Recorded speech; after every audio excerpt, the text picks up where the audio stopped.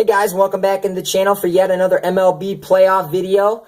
This is going to be a quick video recapping last night's National League wildcard game, the New York Mets versus the San Francisco Giants.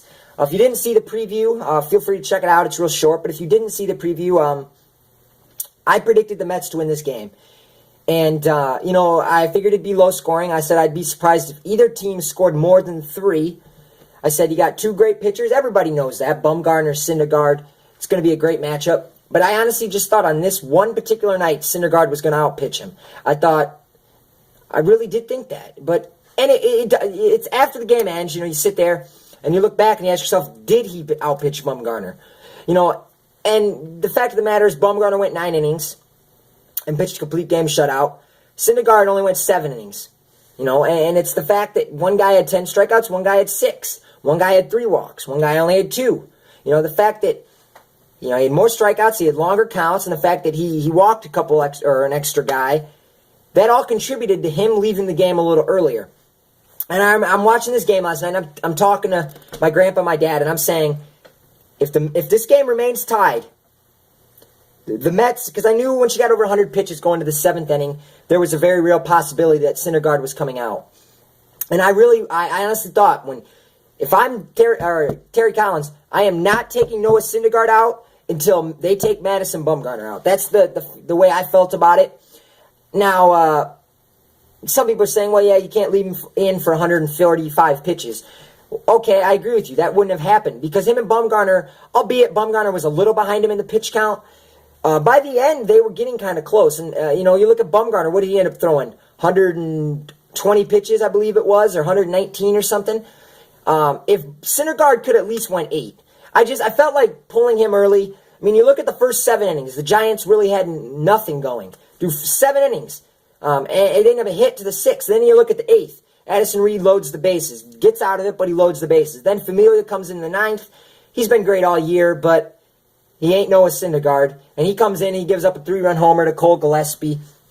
And the Mets lose. And after the game, everyone's praising Bumgarner, and obviously he deserves it. This guy's went 23, 24 innings in his career in winner-go-home games in the postseason. He's never given up a run. He's unbelievable. And as a Cub fan, not looking forward to facing him in the next round. But I thought the story more in this game was the fact that they took Syndergaard with a shutout. I understand he's throwing a lot of pitches. He's a young guy. You don't want to, ruin his career to sacrifice, one game. But, we're talking 108 pitches. He wasn't at 129. He could have went back out there for the 8th inning. I really believe that that's the way they should have went. And maybe it makes no difference. Maybe at the end of the day, it really doesn't matter. They still lose the game. Because if he goes 8, they bring Familia in the 9th, and he gives up 3 runs anyways. But that was something I wanted to talk about because it was something I didn't agree with. I didn't agree with that decision. And we saw the Giants had a lot more success off that to 2 innings of the bullpen, pitchers, Reed and Familia, than they did off of Syndergaard. But all in all, the story of this game is one thing. Well, 2 things. Connor Gillespie hitting the 3-run homer. Another example of how the postseason oftentimes is decided by, unsung heroes, like Cole Gillespie out of nowhere, or Connor Gillespie out of nowhere. I keep saying Cole, what the fuck? But outside of him, the story of the game is Madison Bumgarner and his continued dominance in October. He went 9 innings, 4 hits, 2 walks, 6 strikeouts. Was unbelievably efficient early. You could see, especially early on in the game, but pretty much throughout. The Mets their game plan was to attack that first pitch fastball. And, I feel like oftentimes it is a good approach. But, a guy like Bumgarner, it really doesn't matter. He gets so much weak contact. He'll switch his pitches up. He'll throw first pitch change-ups. He'll throw that little, sweeping curve in for first pitch strikes. I am honest to God with a type of pitcher like Bumgarner. I feel like maybe that's not the best approach, actually. I think that type of approach against a Clayton Kershaw maybe is a better idea because he could be so filthy with 2 strikes. And if you get behind in the count, his secondary pitches are nearly unhittable. While with Bumgarner, I don't really think of him as a massive strikeout guy. Not that he can't strike people out. Obviously, he can. But I feel like when I think of him more as a guy who just tends to get weak contact. Hits his spots, mixes pitches, changes speeds, and he gets soft contact. So I really, just because of the style of pitcher Bumgarner is, I didn't like that approach by the Mets. And, the first couple innings, I think it was 3 innings, he'd thrown like 21, 22, 23, something like that, pitches.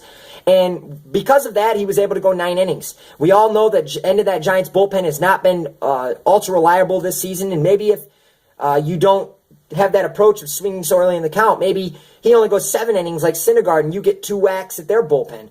Because coming into this game, whether you thought Bumgarner had the advantage, whether you thought Syndergaard had the advantage, that was disputable. You could argue about that. But the argument of which team had a better late-inning bullpen, the Mets did. There was no doubt about that. So the fact that the Mets weren't able to get to the Giants' late-inning relievers, that's not a good sign for them.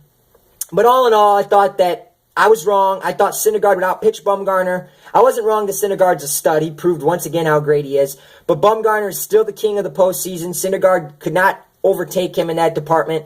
And I was wrong. Giants won.